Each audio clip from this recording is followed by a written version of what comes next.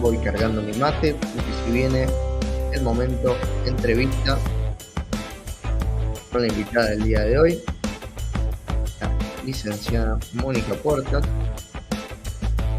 que la van a encontrar en Instagram como @guerracivilespa_argentina.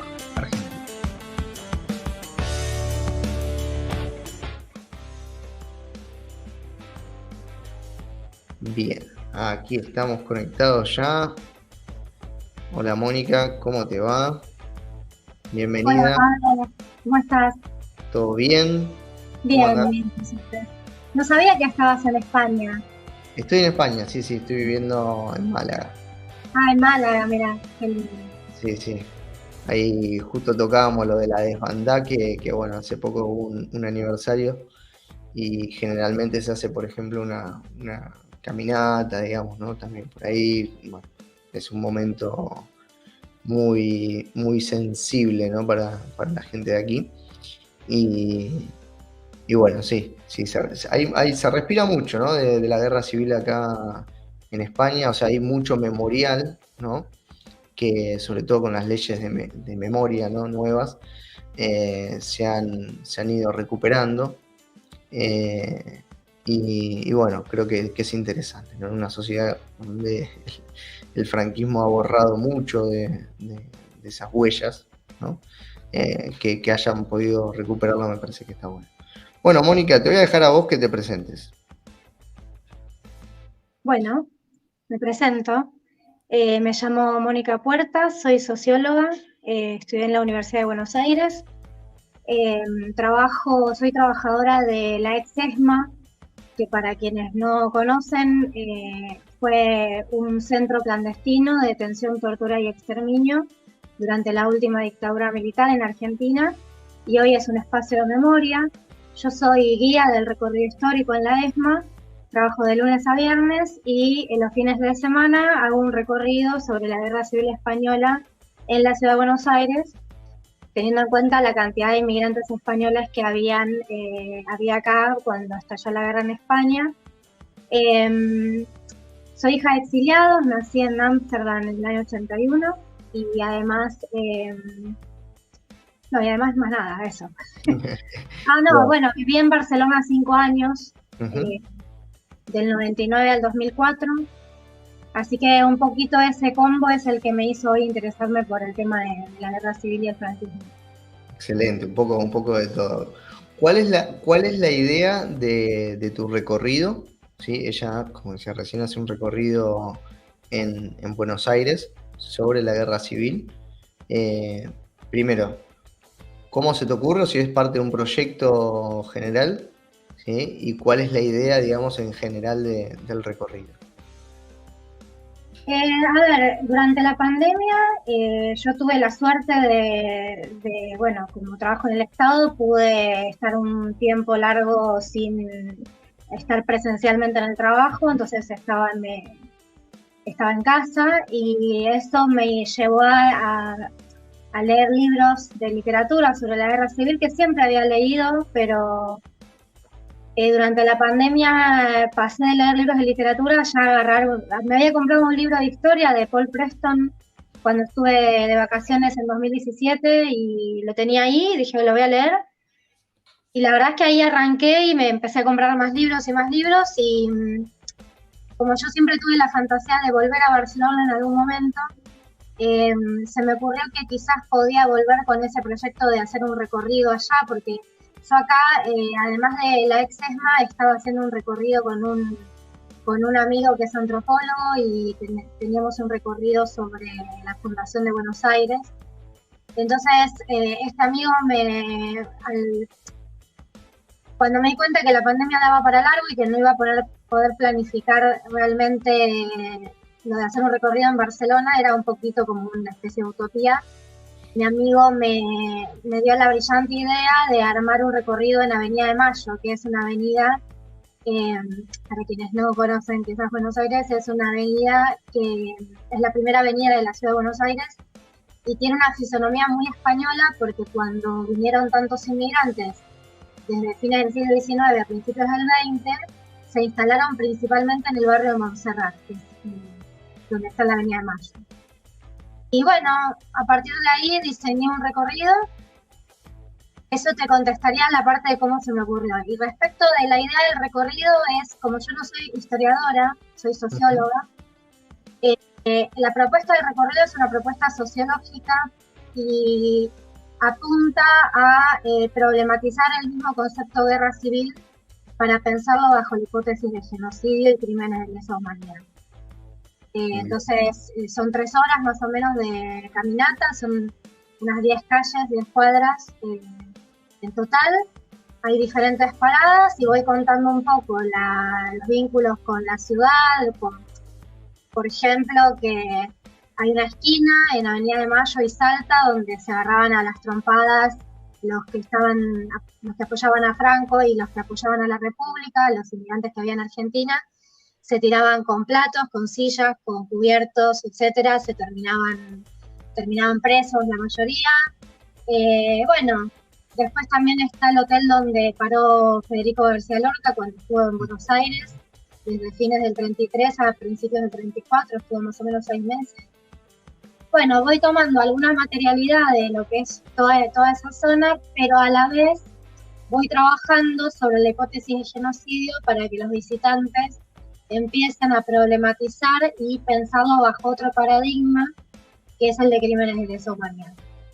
Claro, digamos, no es el típico recorrido turístico, digamos, de una ciudad como en este caso Buenos Aires, sino que le han encontrado, digamos, la vuelta para trabajar también categorías, digamos, con el público en general, me imagino. O sea, debe llegar gente de muchas procedencias, digamos, ¿no? Sí, mira, ayer tuve un recorrido, ayer domingo, y por ejemplo vino un chico que es carpintero. Mira. Una de las cosas que más me gusta del formato, claro, porque yo no estoy en la academia, o sea, es como esta cosa que uno siempre dice y que nunca lo hace, que es bajar la academia a la gente, ¿no? Uh-huh. Claro, hay mucha divulgadora. gente. Claro, por eso me gusta la divulgación, exacto. Hay mucha gente que quizás tiene familia que vino de España, pero como no tiene ningún vínculo con la academia, entonces, claro, nunca supo dónde buscar. Entonces me viene muchísima gente que no viene de la academia, también vienen muchos historiadores, sociólogos y todo. Incluso gente que se especializa en derechos humanos y todo, pero quizás en el mismo recorrido tengo gente que, no sé, una vez me vino una chica que es personal de maestranza en una escuela privada, o sea, que limpia, personal de limpieza. Después me vino una chica que hace tartas de cumpleaños. Nada, y a mí eso me parece hermoso, porque además yo uso un lenguaje que les permite, se van muy contentas porque, claro, les permite comprender la guerra civil, pero no con palabras difíciles ni nada. Claro, sí. A ver, para todos los que hacemos divulgación, digamos, el gran desafío es ese, ¿no? Tratar de no solo el uso de las palabras, obviamente, ¿no? Porque si nos podemos hablar en los mismos términos de los textos que leemos, bueno, no nos van a entender, no nos entiende nadie. Pero también hay un ejercicio de síntesis, ¿no? De autores, hay todo un trabajo atrás que a veces, bueno, obviamente la persona cuando recibe el contenido final o ya procesado, quizás no ve ese trabajo de fondo, ¿no? Pero bueno, es todo un desafío eso, ¿no? Que para los que somos divulgadores, también en tiempos, digo, donde las redes sociales nos permiten a todos contar historias, ¿no? De forma mucho más ágil. También me parece que está bueno valorar el trabajo de la divulgación en sí, como este ejercicio o este esfuerzo por una síntesis, digamos, de mucho contenido, ¿no? Es difícil. En 3 horas a veces se extiende un poquito, de hecho, porque además la gente participa mucho. Bueno, una de las características del recorrido es que no es masivo, yo nunca podría, o sea, la verdad es que muchas veces tengo que abrir fechas y a largo plazo, bueno, largo, un mes, Ujú. pero no me interesa tener un montón de gente en una visita porque a mí me gusta que participen y que vengan a traer todas las inquietudes que a veces no encuentran en ningún otro ámbito, ¿no? Ujú. Darles voz, digamos, ¿no?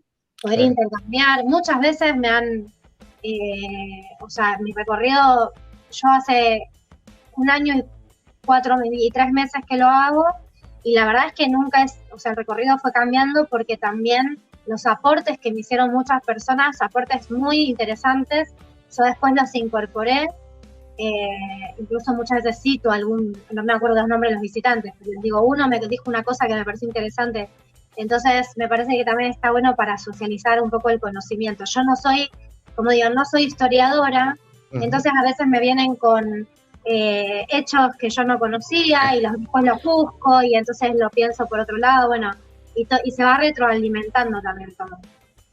Bien, bueno, en esto de darle voz a la gente, bueno, aquellos que estén mirando y quieran mandar un comentario preguntando alguna cosa o algo, está abierto la cajita de comentarios para poder mandar alguna consulta, saludos, lo que tengan ganas. Eh, bueno, pasando un poquito más al tema, digamos, de la guerra en sí, y, bueno, todo lo que estuvimos charlando en esta casi hora ya de programa. Eh, ¿Cómo analizás vos el conflicto, ¿sí? O sea, la guerra civil, si se quiere, desde lo teórico, digamos, cómo lo pensás? Y bueno, está bueno también pensar esto, lo de la idea de genocidio, ¿sí? Eh, bueno, un poquito conocer tu perspectiva desde ese lado. Bueno, a ver, yo creo que toda la historiografía, no necesariamente derecha, sino eh, de todos los espacios ideológicos de los historiadores, tienen una problemática que es que hay una hegemonía en la descripción, o sea, cuando uno lee libros de la Guerra Civil Española, puede llegar a conocer en profundidad qué armas usaban los franquistas en la batalla de Teruel, pero creo que hay una vacancia total respecto de la parte más sociológica, ¿no? Entonces, yo, para empezar, en términos sociológicos lo planteo como un genocidio porque a veces nosotros repetimos esta idea de guerra civil, pero habría que preguntarse qué tuvo de civil una guerra en donde participan fuerzas armadas contra un gobierno elegido democráticamente, que además, que vos lo mencionaste muy bien, ¿no? La ayuda de Alemania e Italia, que no fue ayuda de civiles, mandaron soldados profesionales, mandaron armas de última tecnología, mandaron aviones y practicaron estrategias de combate con la población civil. Entonces, el primer paso es deconstruir nuestros propios preconceptos, que es esto, ¿no? De guerra civil, y empezar a pensar que en realidad los 3 años que duró esta guerra civil, entre comillas, fue más la coexistencia de una estructura legal y de una estructura ilegal. Eh, la legal representada por el gobierno de la República, que era un gobierno legítimo, y la ilegal eh, representada por fuerzas armadas que fueron ocupando pueblos y ciudades haciendo masacres. También lo que creo yo es que la historiografía se centró tanto en las batallas que ahí es donde me parece que se tomó la parte por el todo, ¿no? Es cierto que hubo batallas, la de Teruel, la del Chite, la del Ebro, la de Madrid, la de Brunete, un montón. Pero en realidad eso es una parte del todo, ¿no? En la mayoría de los pueblos y ciudades pasó lo que vos recién habías comentado, que es la masacre de la carretera de Málaga-Almería. Después tenés la masacre de Badajoz, que también fue muy paradigmática, más o menos 4.000 personas fusiladas en 2 días. La mayoría de los desaparecidos, estamos hablando de más de 114.000 desaparecidos, que están en fosas comunes, no desaparecieron durante las batallas principalmente, sino también durante la ocupación de pueblos y ciudades por parte de las Fuerzas Armadas, ¿no? Más o menos cuando yo últimamente estoy incorporando el ejemplo de qué hubiera pasado en Argentina si el golpe de Estado del 24 de marzo del 76, en vez de haber triunfado en todo el país, hubiera triunfado en, no sé, Buenos Aires, Entre Ríos y Córdoba. Bueno, Catamarca, San Luis, San Juan y todas las provincias seguirían con el gobierno legítimo. Y esto es como si las Fuerzas Armadas hubieran avanzado en esas provincias, haciendo una especie de terrorismo de Estado diferido, ¿no? Porque en definitiva, si uno estudia realmente y deconstruye toda la historiografía, es mucho más parecido al terrorismo de Estado lo que ocurrieron esos 3 años que a una guerra civil. Entonces, esa es la parte sociológica, pero después está la parte más jurídica, que es que la querella argentina contra los crímenes del franquismo, que es la única causa abierta en el mundo, que actúa bajo el principio de justicia universal, ¿no? De que son los tribunales del mundo los que tienen que perseguir los delitos que cometen los estados. La propia querella determinó, o sea, su diagnóstico es que los crímenes de lesa humanidad comenzaron el día 17 de julio del 36, porque si bien el golpe comienza el 18, así oficialmente, ya el 17, bueno, vos lo habías puesto en una de las placas, ¿no? Bueno, como está la parte del protectorado español en el norte de Marruecos, en realidad las guarniciones militares se sublevan primero en el norte de Marruecos, el protectorado español, y después pasan a la península el día siguiente. Y ese pasaje por encima del estrecho de Gibraltar es posible gracias a la ayuda de Alemania e Italia, que le mandan los aviones. Uh-huh.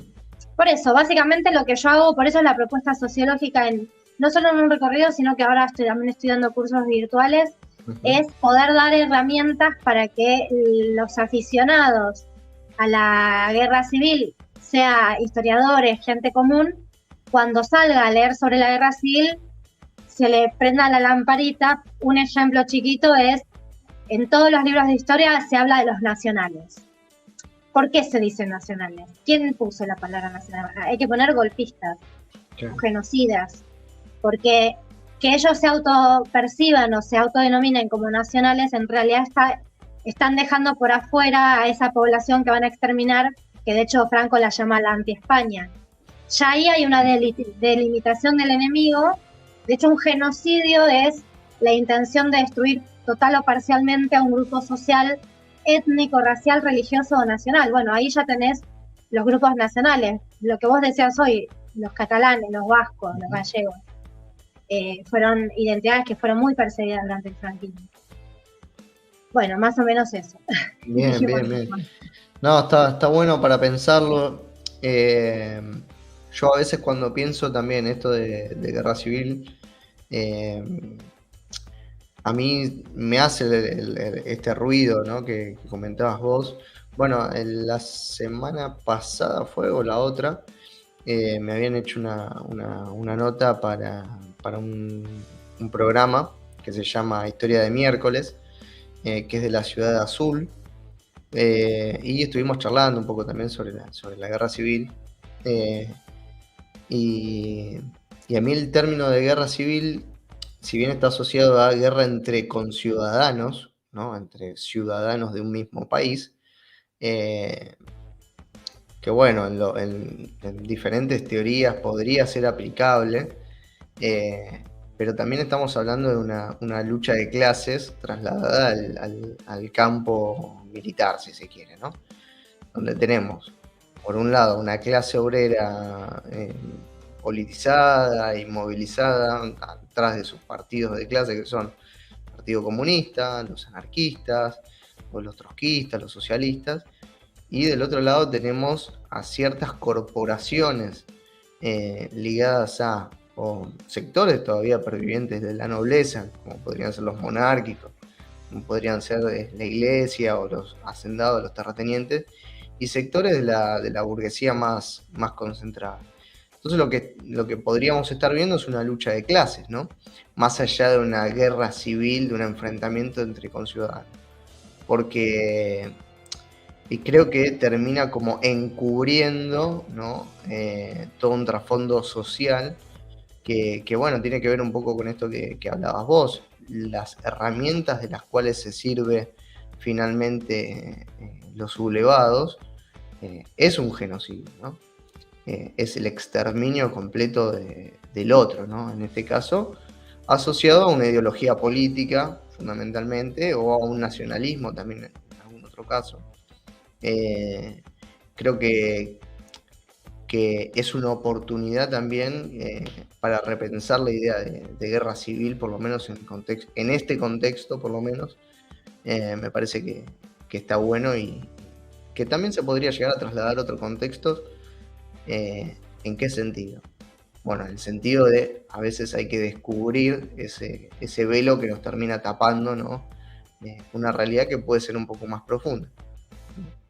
Sí, vos dijiste algo clave que es el tema de la lucha de clases. A mí me parece que eso es muy importante porque una de los efectos que tuvo llamar guerra civil, guerra entre hermanos, lo que fue un proceso genocida, es despolitizar a las víctimas, ¿no? Que es algo que nosotros en Argentina hemos atravesado, que tiene que más que ver con una estrategia humanitaria por ahí de los familiares de desaparecidos que buscaban que la sociedad acompañara, ¿no? la búsqueda de sus desaparecidos. Claro. Y entonces, bueno, tiene que recurrir a la despolitización, ¿no? Porque durante los años 80 estaba en vigencia en Argentina la teoría de los dos demonios, en donde se juzgaba no solo las cúpulas de las Fuerzas Armadas, sino también a las de la guerrilla.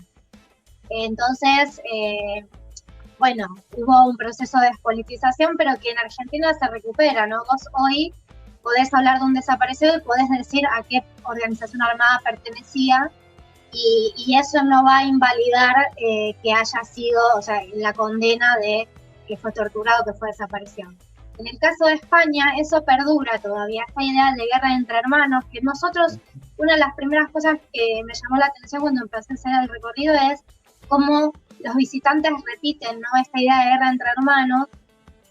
Y claro, a lo largo del recorrido yo intento ir reconstruyendo, la verdad es que se van sorprendidos porque, claro, no viene gente de derecha al recorrido. Como ya a esta altura, ya saben de qué palo es el recorrido, además mucho circulan las recomendaciones, ¿no? Como mucha gente viene porque alguien lo hizo, y se quedan sorprendidos porque, claro, ellos vienen con una idea de haber toda la vida pensado las cosas de una manera y se van pensando, bueno, al final yo estoy repitiendo, en definitiva, el discurso del vencedor, ¿no? Porque la recalificación del pasado la hicieron los propios vencedores, ¿no? Hablar de, incluso esta idea de que la República era un caos, ¿no? Ya que el título de este programa es La República Perdida, una de las fake news, porque no deja de ser fake news, o bulos, como le dicen en España, más efectiva es esta idea de que la República era un caos que había que ordenar, ¿no?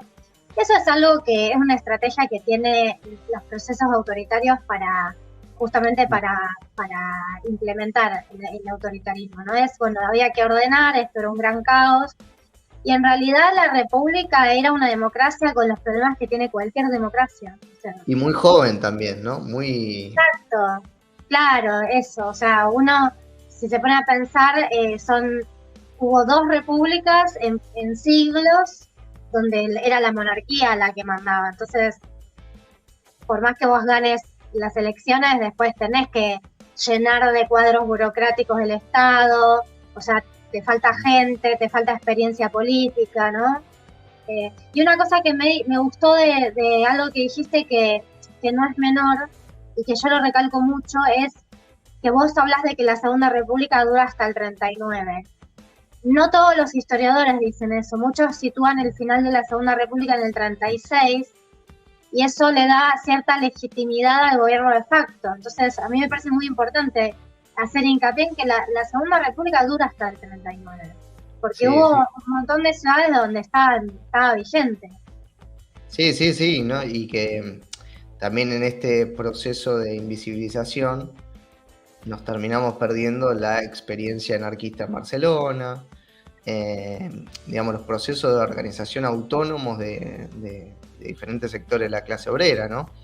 Que siguen en vigencia, ¿no? Hasta el 39. O sea, el momento de que se firma la defunción final de la República es cuando, el 1 de abril, ¿no? Cuando Franco directamente logra conseguir o concentrar todo el poder, ¿no? No solo territorial, sino político, ¿no? fundamentalmente. Eh, Te quería preguntar también, no me acuerdo si fue en tu... No me acuerdo si fue en tu perfil o en el de otra compañera que mostraron un fragmento de una película en donde se instaba a un niño a apedrear. Sí, era eh, sí. ¿Era el tuyo? Ah, está bien. La lengua de las mariposas. Ahí está. Tenía miedo de meter la pata. Eh, Donde, bueno, se instaba a un niño a apedrear, ¿no? A un comunista, a un rojo, ¿no? Como le decían.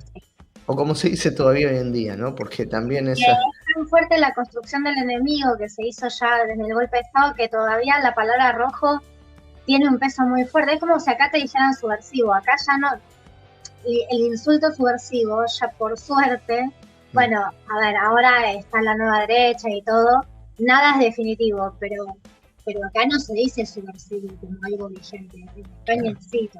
Sí, sí, sí. De esa película que se llama La lengua de las mariposas, a mí me interesó rescatar esa parte que es el final, porque como mi hipótesis es la del genocidio, y no pensando el genocidio como el momento del exterminio, porque a veces, claro, la gente, que igual también, porque estamos hablando de más de Obvio, 100.000 obvio. desaparecidos, pero más allá de la cuestión numérica, a mí me gusta pensar el genocidio como un proceso. Yo tomo la hipótesis de un sociólogo que se llama Daniel Feierstein, es un sociólogo argentino, y lo que él dice es que los procesos genocidas lo primero que logran es el tema de la delación, ¿no? Delatar a un otro, que es un instinto de supervivencia, ¿no? Es la estrategia que encuentran las personas para no ser señaladas como ese enemigo a exterminar, ¿no?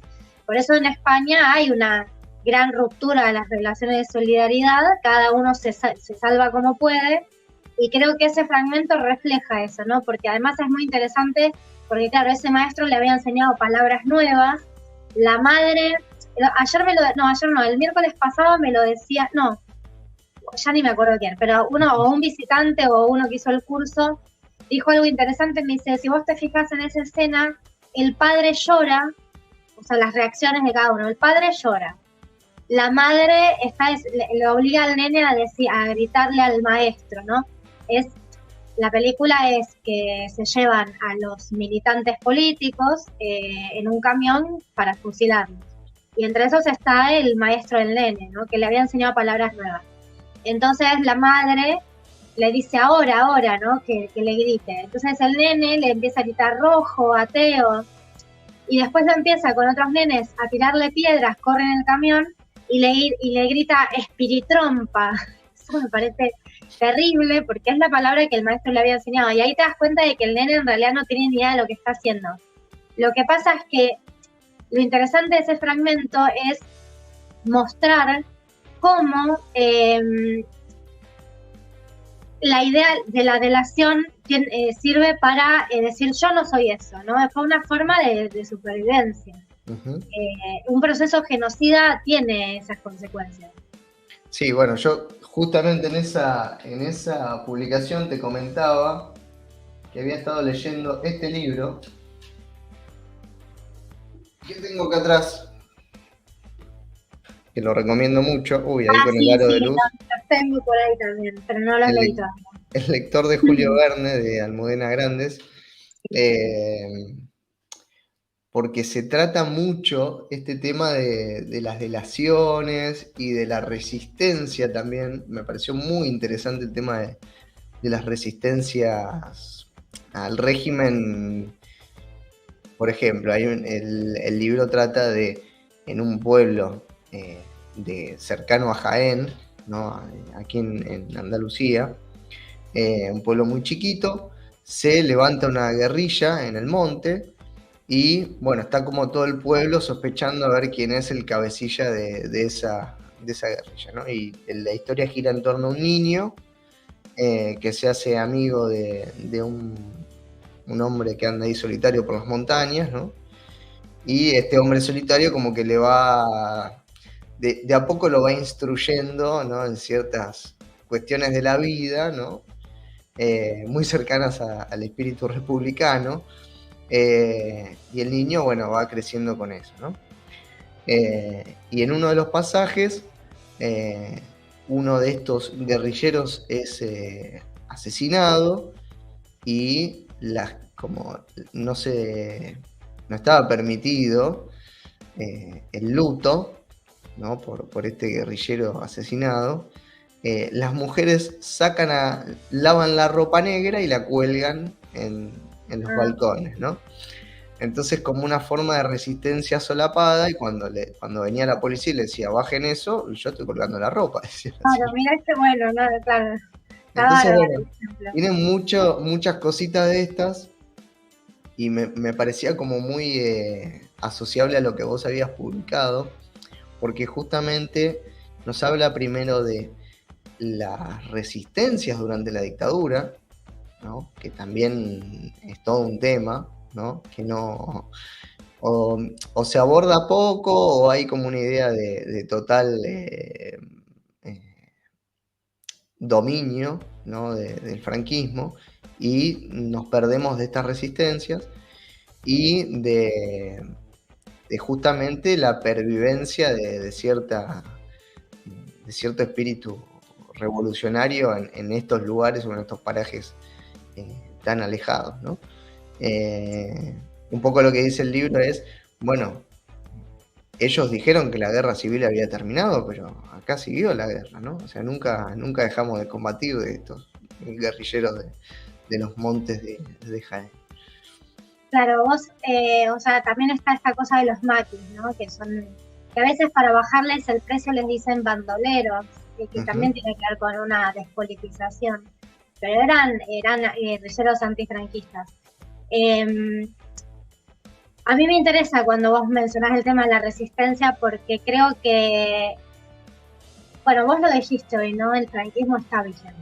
O sea, más allá, digo, a veces uno como argentino, argentina va a España y ve una cosa, pero en realidad por debajo de esas capas de siglo XXI y todo, hay toda una estructura franquista muy fuerte.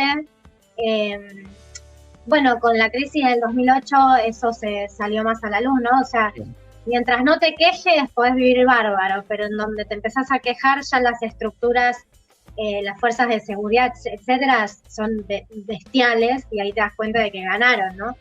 Pero además yo creo que el gran problema que tiene ahora España es que no puede reivindicar su propio pasado, ¿no? Y a mí a veces me pasa con los argentinos y argentinas que vienen, que también, ¿no? Hay una cosa, esto lo digo mucho y a veces pienso que me pueden malinterpretar, ¿no? Pero nosotros en Argentina tenemos un proceso de memoria, verdad y justicia que es muy interesante, incluso que se exporta, ¿no? Muchos países del mundo consultan a los organismos de derechos humanos sobre cómo fueron haciendo, ¿no? Para algunas medidas, para lograr ciertos derechos, cosa que está muy bien y es motivo de orgullo, pero la verdad es que se habla poco, se recuerda poco la fuerte lucha que tuvo la clase trabajadora española, que no está abajo de la tierra porque se peleaba el abuelo con el primo, que son las historias estas, ¿no? De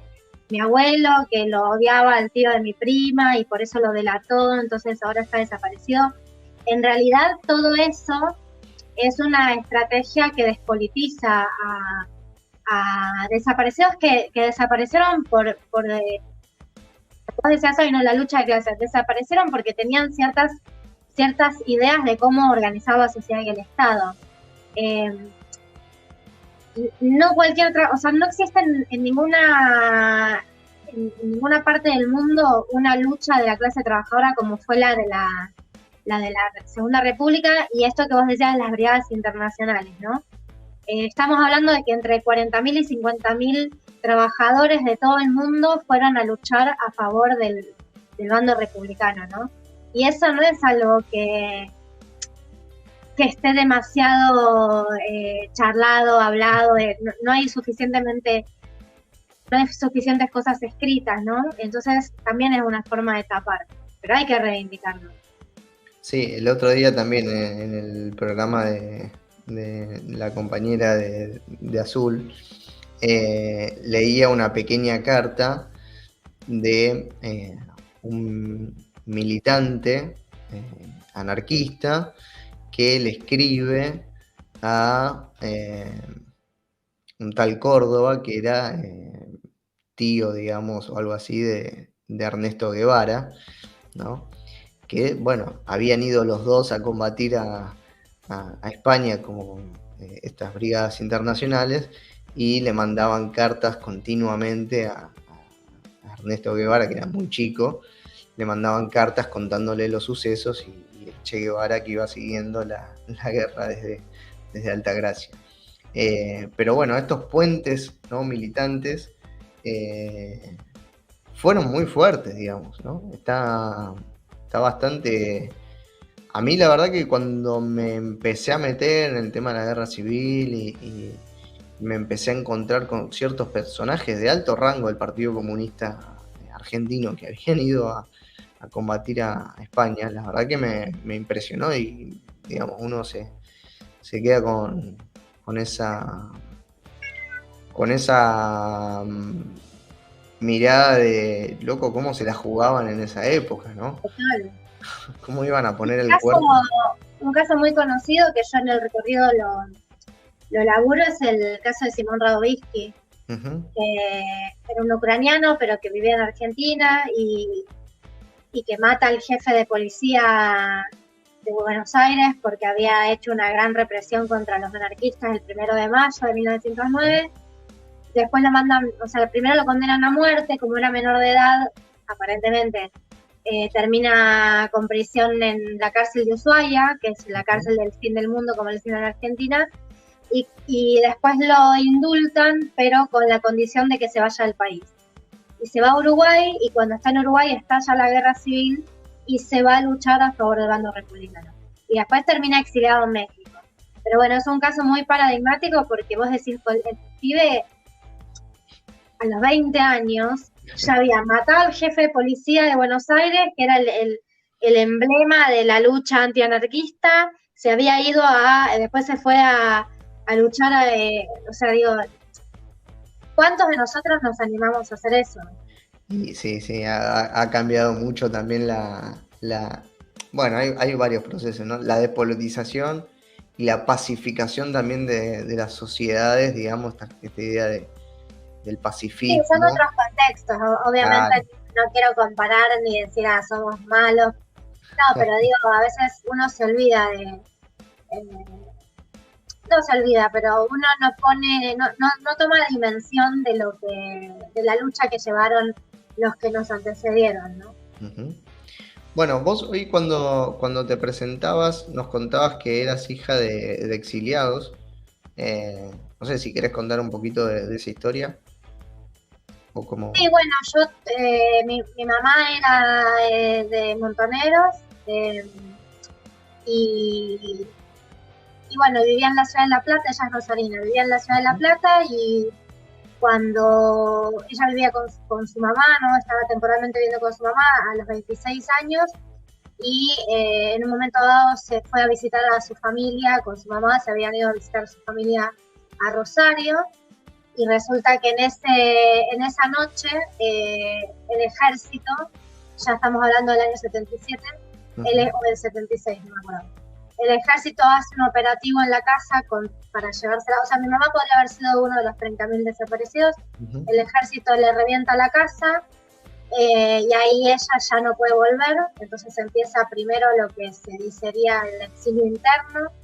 Va por la casa de familiares y amigos hasta que no dan para más la situación y logra irse para Brasil, como muchos argentinos, y se queda en Brasil 1 año y medio, en condiciones muy malas, porque estaba sin ningún tipo de apoyo institucional ni nada. Y al final logra que le hagan una cita con ACNUR, que es de Naciones Unidas, y a partir de que ella cuenta su caso ante la ACNUR, deciden darle asilo político y la mandan, o sea, no le dan elegir, la mandan a Ámsterdam. Y bueno, en Ámsterdam el avión fue con muchos, o sea, todo lleno de, de militantes políticos, no solo argentinos, sino había uruguayos, chilenos, porque Claro. bueno, el plan Cóndor. Y bueno, y después en Holanda estuvo desde el 77 hasta el 81. Claro, en el 76 fue lo de La Plata. Y, no, perdón, estuvo desde el 77 hasta el 84. Yo nací en el 81. Mi papá también era exiliado, pero mi papá se quedó allá y se conocieron allá además. Ujú. Y bueno, y en el 84 o sea, ya en diciembre del 83, cuando volvió la democracia argentina, mi mamá enseguida se quiso volver y bueno, y por eso volvimos. Bien, bien. Bueno, Mónica, muchas gracias por compartirnos tu historia y también un poco de lo que haces ahí por Buenos Aires, estos recorridos, sí que bueno, pueden ir a seguir la Guerra Civil ESPA-Argentina para conocer los recorridos, el curso también que estás haciendo.